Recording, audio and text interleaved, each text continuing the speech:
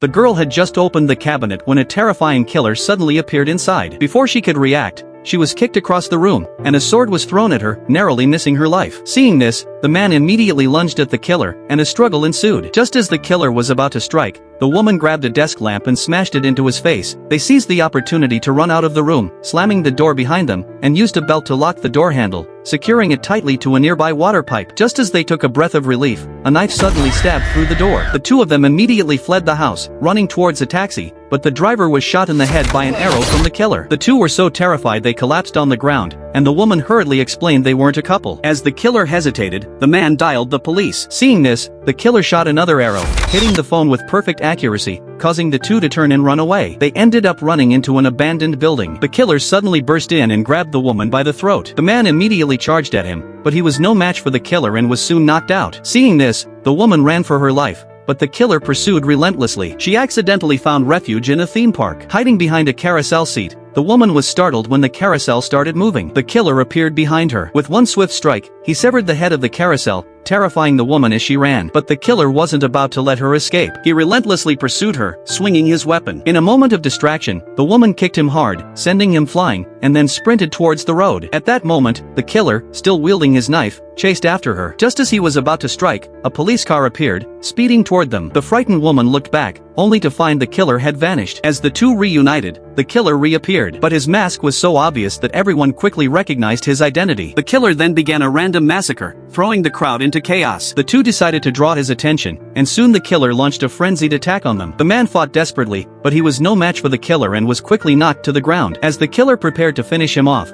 the woman used a fire extinguisher to strike his head, causing blood to pour out. But just then, the killer turned around and grabbed the woman. The man, now desperate, picked up a knife from the ground and plunged it into the killer's body. The terrifying killer finally met his end.